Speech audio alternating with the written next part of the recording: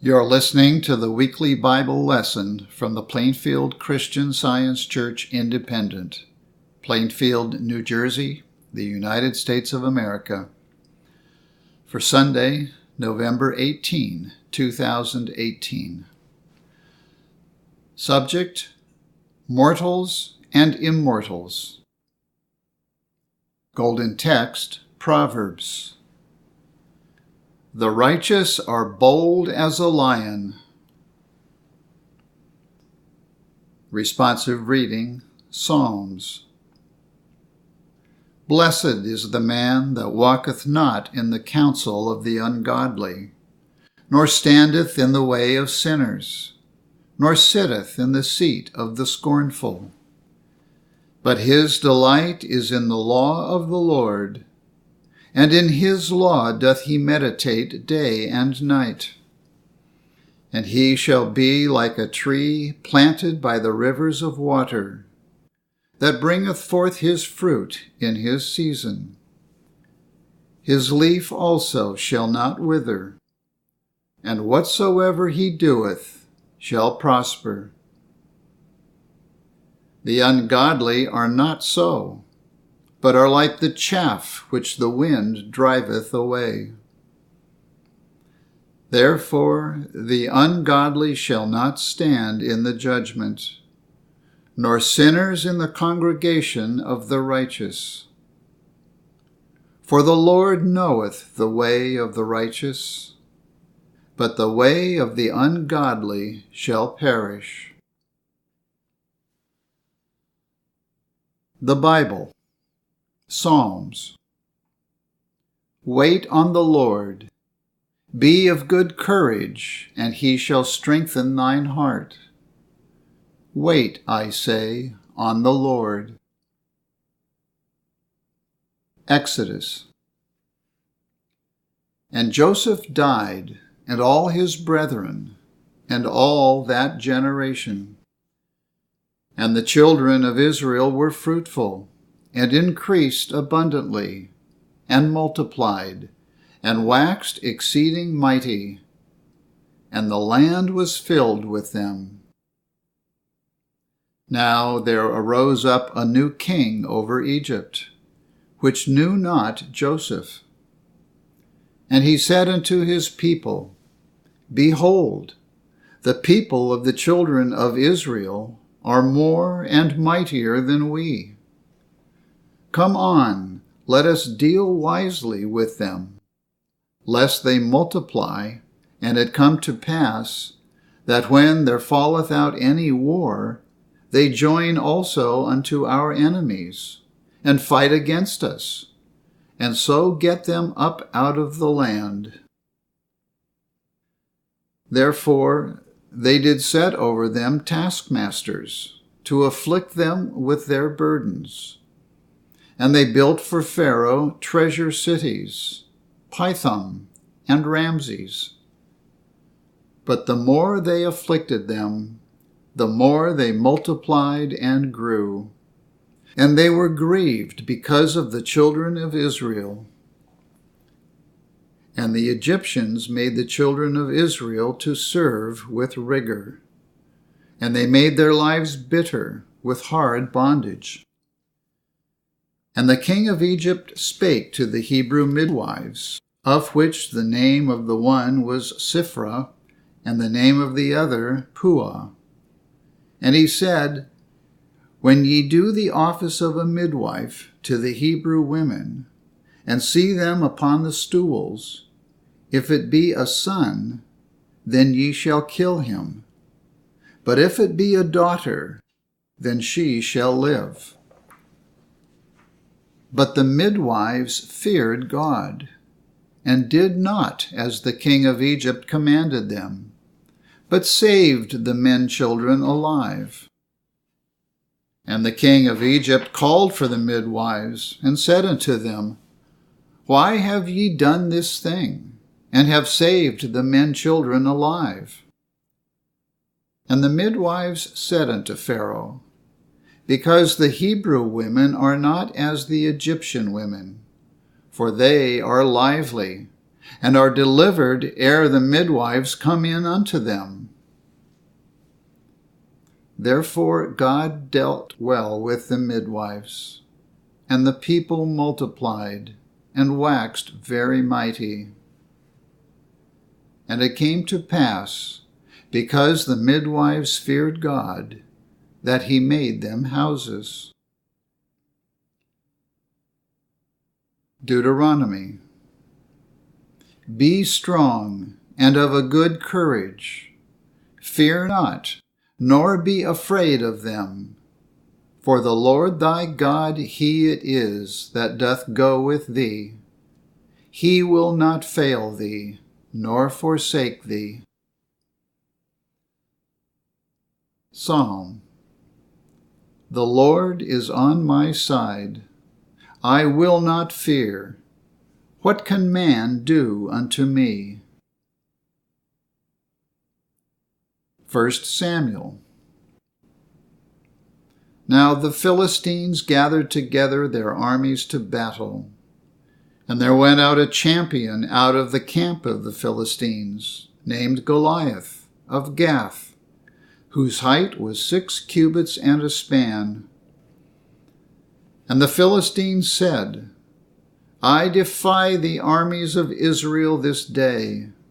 Give me a man, that we may fight together. When Saul and all Israel heard those words of the Philistine, they were dismayed and greatly afraid. And David said to Saul, Let no man's heart fail because of him. Thy servant will go and fight with this Philistine. And Saul said to David, Thou art not able to go against this Philistine to fight with him, for thou art but a youth, and he a man of war from his youth. And David said unto Saul, Thy servant kept his father's sheep, and there came a lion and a bear, and took a lamb out of the flock. The Lord that delivered me out of the paw of the lion, and out of the paw of the bear, he will deliver me out of the hand of this Philistine. And Saul said unto David, Go, and the Lord be with thee. And he took his staff in his hand, and chose him 5 smooth stones out of the brook, and put them in a shepherd's bag which he had, even in a scrip. And his sling was in his hand, and he drew near to the Philistine. Then said David to the Philistine, Thou comest to me with a sword, and with a spear, and with a shield. But I come to thee in the name of the Lord of hosts, the God of the armies of Israel, whom thou hast defied. This day will the Lord deliver thee into mine hand. And all this assembly shall know that the Lord saveth not with sword and spear, for the battle is the Lord's. And it came to pass, when the Philistine arose, and came and drew nigh to meet David, that David hasted, and ran toward the army to meet the Philistine. And David put his hand in his bag, and took thence a stone, and slang it, and smote the Philistine in his forehead, that the stone sunk into his forehead, and he fell upon his face to the earth. Ephesians. My brethren, be strong in the Lord, and in the power of his might. Take unto you the whole armor of God, that ye may be able to withstand in the evil day, and having done all, to stand. Stand therefore, having your loins girt about with truth, and having on the breastplate of righteousness, Colossians. And whatsoever ye do, do it heartily, as to the Lord, and not unto men, knowing that of the Lord ye shall receive the reward of the inheritance, for ye serve the Lord Christ.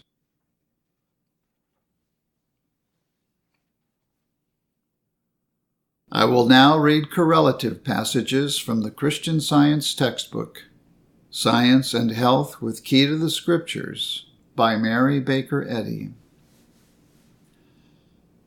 In Christian Science, the true man is governed by God, by good, not evil, and is therefore not a mortal, but an immortal. Immortal men and women are models of spiritual sense, drawn by perfect mind and reflecting those higher conceptions of loveliness which transcend all material sense. Immortals, or God's children in divine science, are one harmonious family. But mortals, or the children of men in material sense, are discordant and oft-times false brethren. Mortals have a modus of their own, undirected and unsustained by God. Mortals are the counterfeits of immortals. They are the children of the wicked one, or the one evil, which declares that man begins in dust or as a material embryo.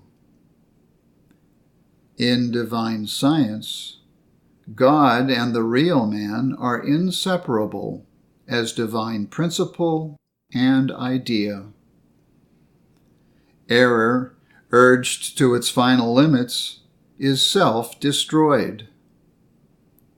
Error will cease to claim that soul is in body, that life and intelligence are in matter, and that this matter is man.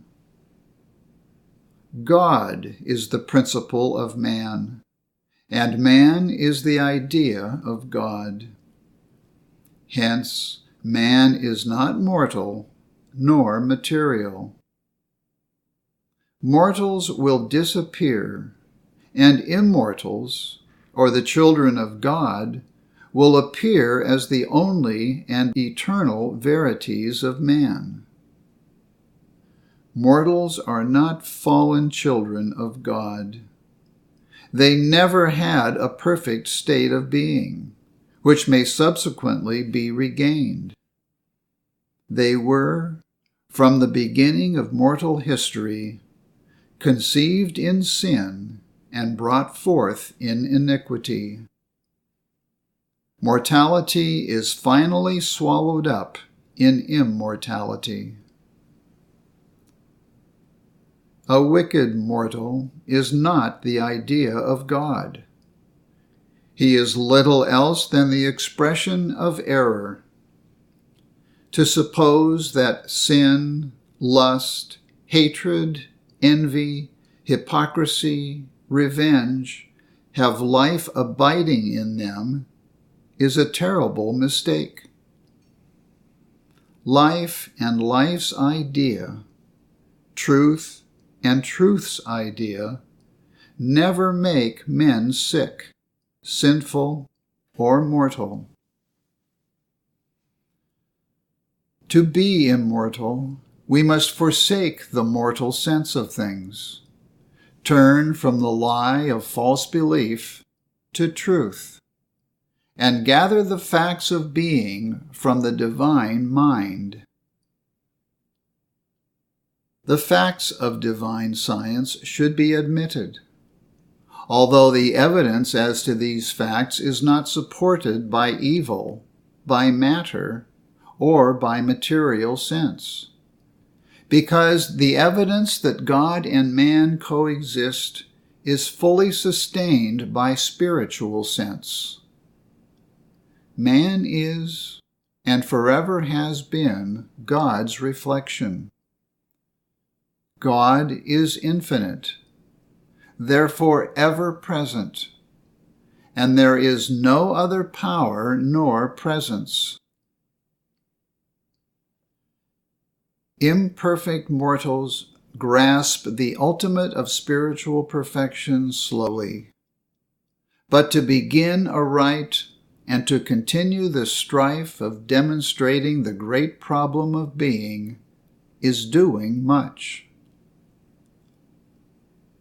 Moral courage is requisite to meet the wrong and to proclaim the right. Moral courage is the lion of the tribe of Judah, the king of the mental realm. Free and fearless it roams in the forest. Undisturbed it lies in the open field, or rests in green pastures beside the still waters. There is too much animal courage in society, and not sufficient moral courage. Christians must take up arms against error at home and abroad. They must grapple with sin in themselves and in others, and continue this warfare until they have finished their course. If they keep the faith, they will have the crown of rejoicing. Christian experience teaches faith in the right and disbelief in the wrong. It bids us work the more earnestly in times of persecution, because then our labor is more needed. Your influence for good depends upon the weight you throw into the right scale. The good you do and embody gives you the only power obtainable. Evil is not power. It is a mockery of strength, which ere long betrays its weakness and falls, never to rise. It requires courage to utter truth, for the higher truth lifts her voice, the louder will error scream, until its inarticulate sound is forever silenced in oblivion. By looking a tiger fearlessly in the eye, Sir Charles Napier sent it cowering back into the jungle. An animal may infuriate another by looking it in the eye, and both will fight for nothing. A man's gaze, fastened fearlessly on a ferocious beast, often causes the beast to retreat in terror.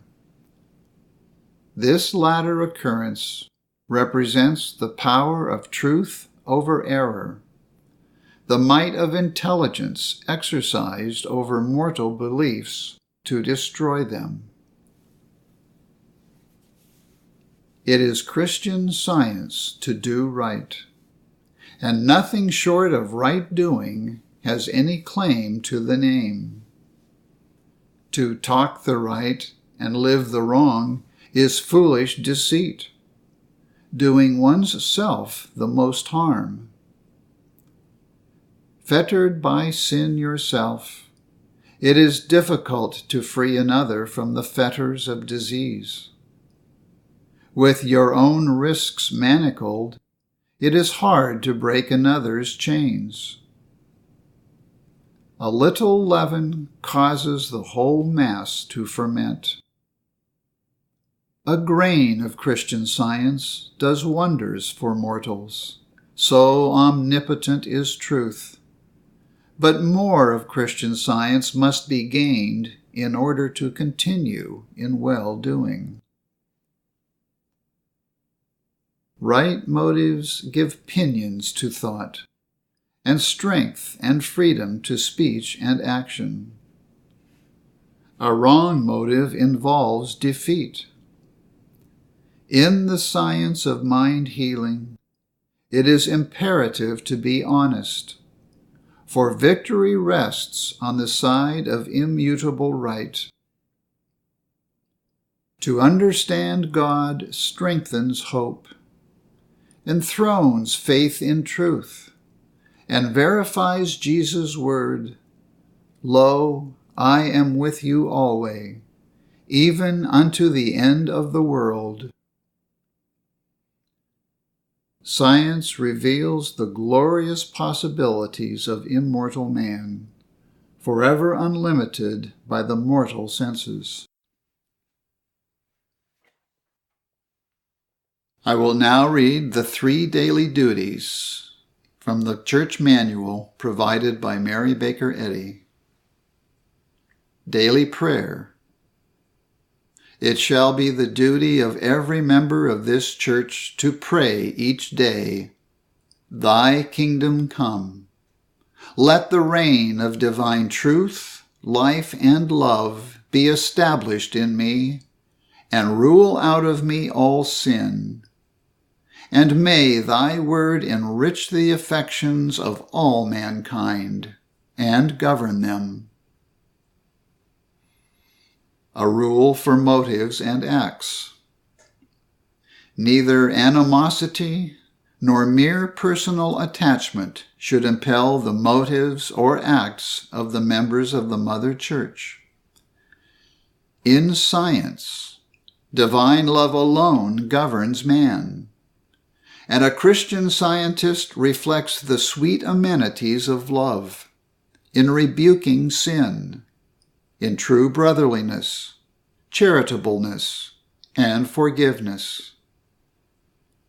The members of this church should daily watch and pray to be delivered from all evil, from prophesying, judging, condemning, counseling, influencing, or being influenced erroneously. Alertness to duty.